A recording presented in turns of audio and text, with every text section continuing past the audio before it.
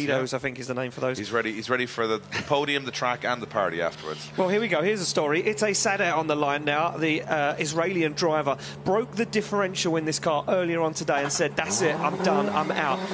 Twist of fate. Keski Korpi broke the engine in his car and said, "Well, why don't you take my differential, go out and qualify?" What a gang of guys. And here we go. The young superstar from Israel now makes his way out onto the circuit. Nice initiation. Starts to lay down that line. Look at that. Front wheels through that inside zone. And he's a little shallow on that outside zone now. Needs to make it work down.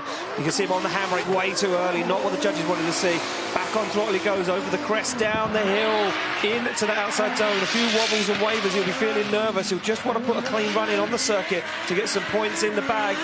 In the outside zone, up into the wall he goes and across the line for Ite Sadeh. I'm just going to give you a little inside information here that may or may not be correct, but what I'm seeing from outer zone 2 is you want to be full throttle, right? Yeah. So you have to be full throttle. But if you're full throttle and you're spinning too much wheel, you're not getting that forward momentum. So watch, he's on full throttle, but he's not pushing to the edge of the circuit. And he's realizing very quickly that if he comes off the throttle, he'd probably push wider.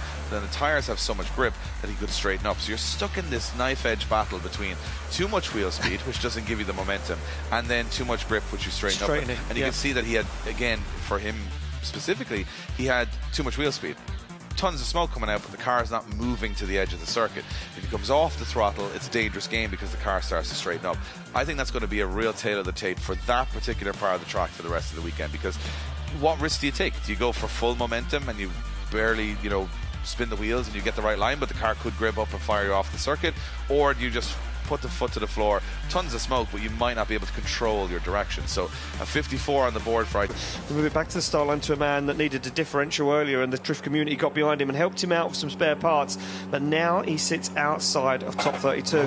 A score of a 59 is what's required, and Ite Sadeh is on a 54, so he does need to improve. He needs to get rid of those nerves, calm it down a little bit,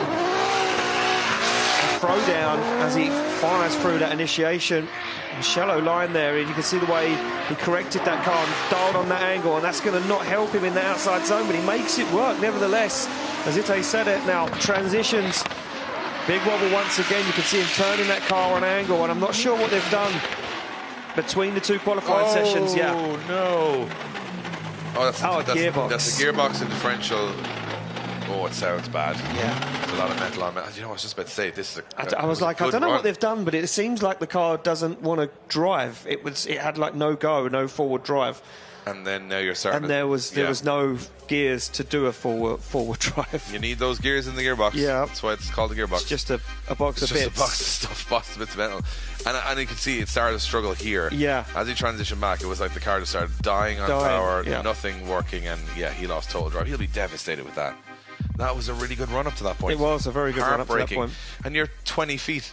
Yeah. 20 feet from the end. You're not even like, it's not the first corner. It could have happened over the line. It would have been fine. The gearbox just knows this will really annoy him now. It's the last corner.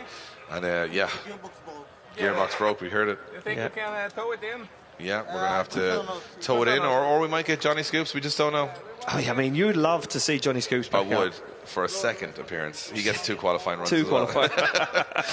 But he's definitely in the show tomorrow. We laugh, but be honest, I'm a little devastated for Ite here, because the youngster just hasn't had any luck this year. And again, that's sometimes the way drifting goes. It's the horse and the jockey that wins the Grand National. I thought that Eric Kokoza was the youngest on the grid, and it's not. It is, in fact, the Israeli driver, Ite Sadeh, 16 years old, this young man.